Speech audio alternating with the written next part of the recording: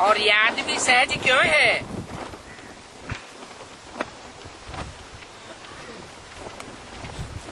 क्योंकि सबसे ज्यादा याद का आधार होता है। क्या होता है याद का आधार? अरे स्नेह भी किस आधार पर होता है? क्या साकार के साथ क्यों याद?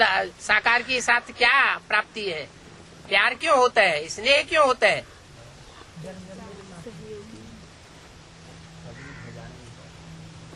क्योंकि सबसे ज्यादा याद का आधार होता है एक संबंध। क्या? एक बात दूसरा न को। संबंध जोड़ना और संबंधों को निभाना।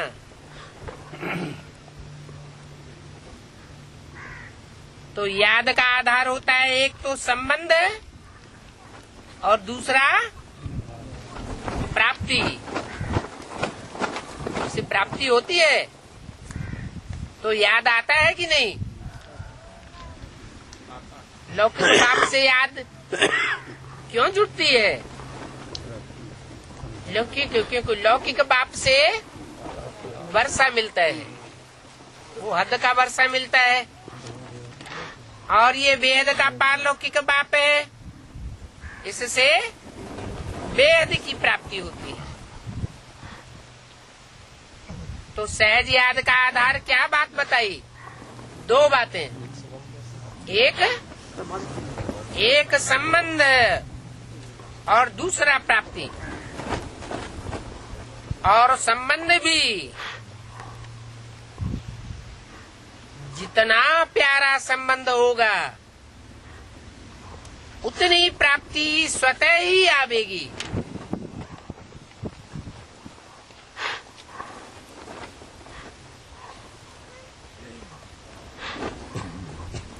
और अंत तक आवेगी। कौन सा प्यारा संबंध होता है? जो अंत तक याद आती है।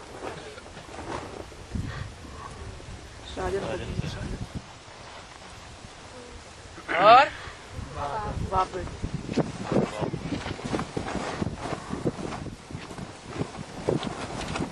पक्का पक्का बताओ। माँ भी याद आ जाती है, नानी भी याद आ जाती है।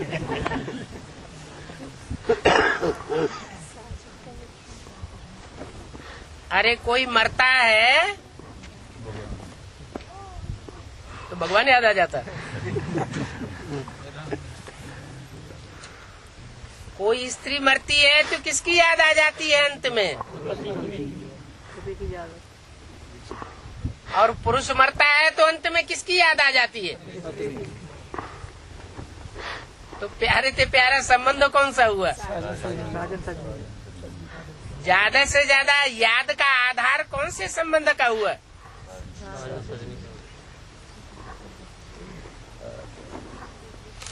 तो बताया जितना प्यारा संबंध होता है उतनी याद स्वतः आती है। याद करना नहीं पड़ता, संबंध जुटा और स्वतः ही याद आती है। क्योंकि संबंध में स्नेह समाया हुआ है, और जहाँ स्नेह होता है तो स्नेही को याद करना कोई मुश्किल बात नहीं होती है। याद करना मुश्किल होता है या भूलना मुश्किल होता है? कोई की कोई से लगन जुट जाए, लागत लग जाए, कहते ना, तो याद भूले नहीं भूलती, भूलना मुश्किल हो जाता है। तो बाप ने सर्व संबंध का आधार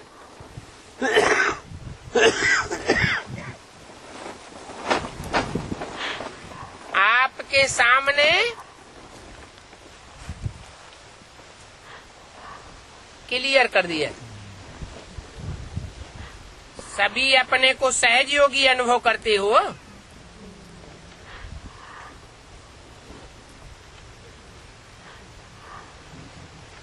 बा मुश्किल योगी हो। सहज है कि कभी सहज होता है और कभी मुश्किल अनुभव होता है। जब बाप को संबंध और स्नेह से याद करते हो तो याद मुश्किल नहीं होती। और प्राप्तियों को याद करो। सर्व प्राप्तियों के दाता ने आपको सर्व प्राप्तियां कराई दी, तो अपने को सर्व खजानों से संपन्न अनुभव करते हो। खजानों को जमा करने की सहज विधि भी बाप दादा ने सुनाई। जो भी अविनाशी खजाने हैं उन सभी खजानों की प्राप्ति करने की विधि है बिंदी।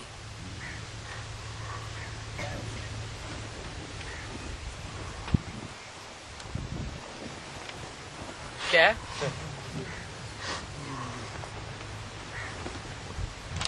जैसे विनाशी खजानों में भी बिंदी लगाते जाओ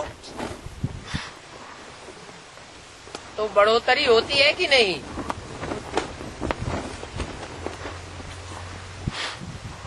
बढ़ता जाता है ना। तो अविनाशी खजानों को जमा करने की विधि है बिंदी लगाना। क्या क्या बिंदी लगाना है? भक्ति मार्ग में तो माताएं यूं बिंदी लगा लेती है, पुरुष लोग यूं टीका लगा लेते हैं। ऐसे बिंदी लगा ले है? आत्मिक स्टेज, आत्मिक स्टेज की बिंदी लगाना भी मुख्य है। लेकिन ड्रामा की बिंदी लगाना भी मुख्य है। कुछ भी हो जाए, क्या दुनिया उलट पलट हो जाए तो क्या क्या हुआ? ड्रामा, कोई फर्क नहीं अलबत्ता। और अगर फर्क पड़ गया, चेहरा उतर गया, आंसू आ गए, डिप्रेशन आ गया, तो कहेंगे बिंदी लगाई। 3 बिंदियां हैं। एक आत्मा की बिंदी है और दूसरी बाप की बिंदी। आत्मा की बिंदी पक्की होगी तो बाप भी याद आवेगा। आत्मा की बिंदी पक्की नहीं होगी तो बाप भी याद नहीं। देवान में होंगे, बाप याद आ ही नहीं सकता। तो पहली आत्मा की बिंदी और दूसरी बाप की बिंदी। और ड्रामा में जो भी होता है बीत जाता है तो फुल स्टॉप अर्थात बिंदी। 2 फरवरी 2007 की अव्यक्त वाणी का दूसरा पेज। तो बिंदी लगाना आता है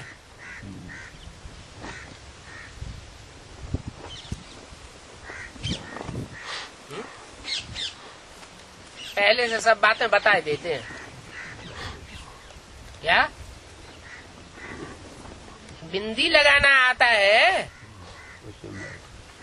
सबसे ज्यादा सहज मात्रा कौन सी है? बिंदी लगाना ना। तो आत्मा बिंदी हूँ, बाप भी बिंदी है इस स्मृति से स्वतः ही खजाने जमा हो जाते हैं।